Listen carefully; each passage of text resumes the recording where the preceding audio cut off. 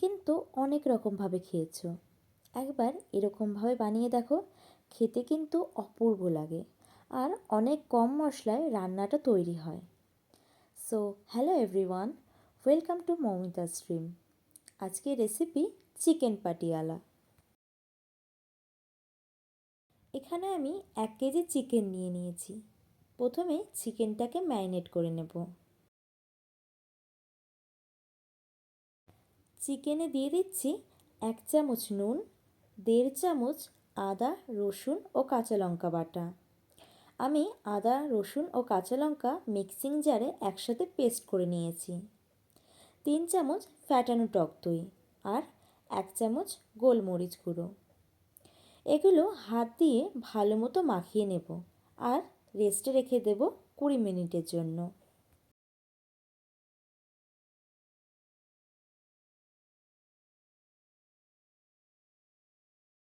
এবার কড়াই গরম করে কড়াইতে দিয়ে দেব 2 চামচ রিফাইন্ড অয়েল। অয়েলটা গরম হয়ে এলে দিয়ে দেব 2 শুকনো লঙ্কা।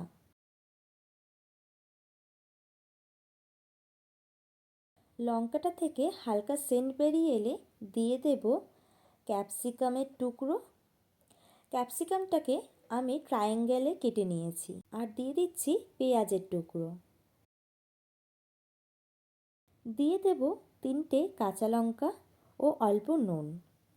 এবার এগুলোকে হালকা সতে করে নেব, প্রায় 1 মিনিটের মতো। খুব বেশি করে ক্যাপসিকাম ও পেঁয়াজগুলো ভাজা যাবে না, না হলে এগুলোর টেস্ট চলে যাবে। এই তো ভাজা হয়ে গেছে। এবার এগুলোকে আলাদা একটা পাত্রে তুলে নেব। এবার ওই কড়াইতে দিয়ে দেব খানিকটা রিফাইন্ড অয়েল। তেলটা গরম হয়ে এলে দিয়ে দেব খানিকটা গোটা গরম মশলা। যখন গরম মশলা থেকে সুন্দর একটা স্মেল বেরিয়ে আসবে, তখন দিয়ে দেব পেঁয়াজ কুচি।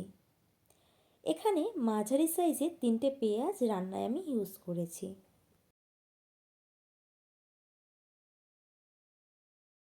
পেঁয়াজটাকে হালকা লাল করে ভেজে নেব। খুব একটা লাল করে ভাজার দরকার নেই, হালকা লালচে ভাব এলেই হবে।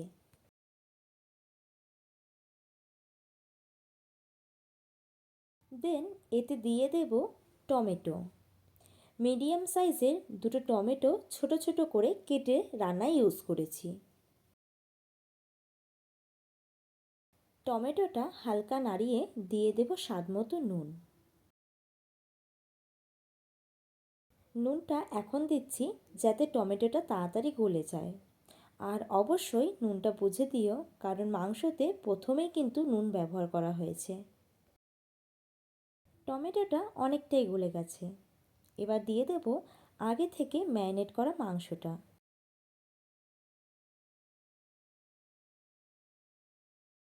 মাংসটা দেবার সময় অতি অবশ্যই কিন্তু গ্যাসের ফ্লেমটাকে লোতে রাখতে হবে, কারণ মাংসের মধ্যে টক দই ইউজ করা হয়েছে।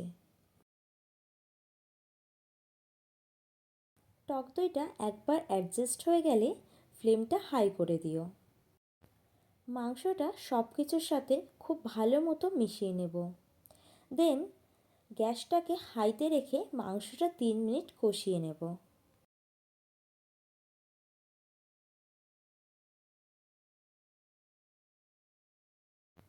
দেখো মাংস থেকে বেশ খানিকটা জল বেরিয়েছে। এই সময় বাকি মশলাগুলো দিয়ে দেব। মশলা বলতে 1 চামচ জিরে গুঁড়ো, 1.5 চামচ ধনে গুঁড়ো ও 1 চামচ চিনি। ব্যাস, আর কোনো মশলা লাগবে না। এই রান্নাতে হলুদ ইউজ হবে না।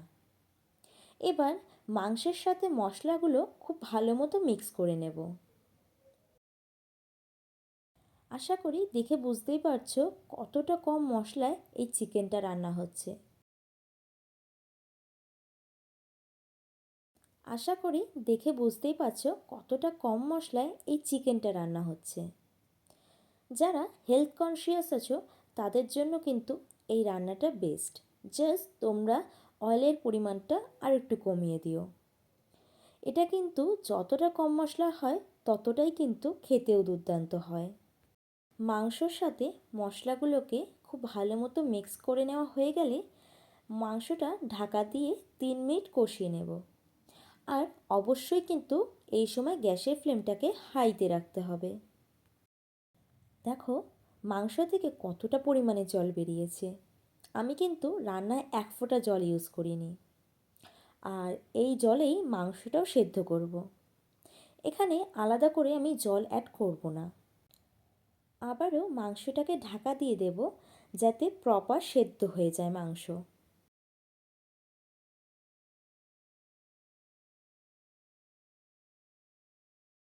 মাংস পুরো সেদ্ধ হয়ে গেছে। এখন এতে দিয়ে দেব 3 চামচ কাজু বাটা। এতে মাংসের মধ্যে একটা থিকনেস আসবে।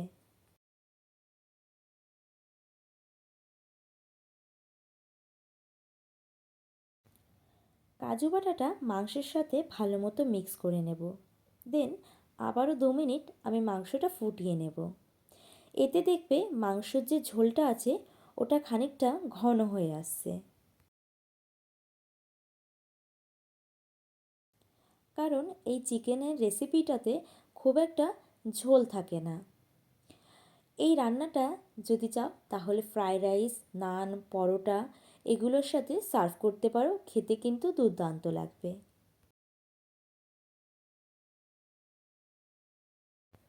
এখন দিয়ে দেব আগে থেকে ভেজে রাখা ক্যাপসিকাম ও পেঁয়াজগুলো। মাংসের সাথে ভালো করে ক্যাপসিকাম ও পেঁয়াজগুলো মিক্স করে নেব।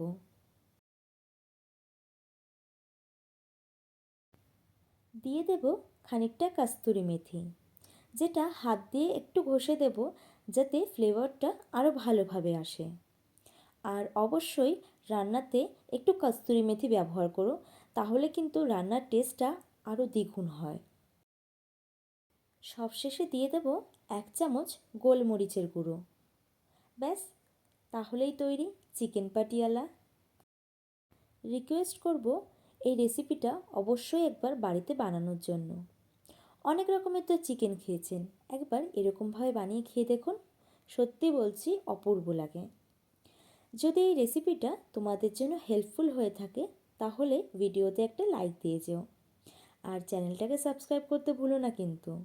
ভালো থেকো, সুস্থ থেকো ও সবাইকে ভালো রেখো। দেখা হবে নতুন এক ভিডিওর সাথে। ততক্ষণের জন্য টাটা।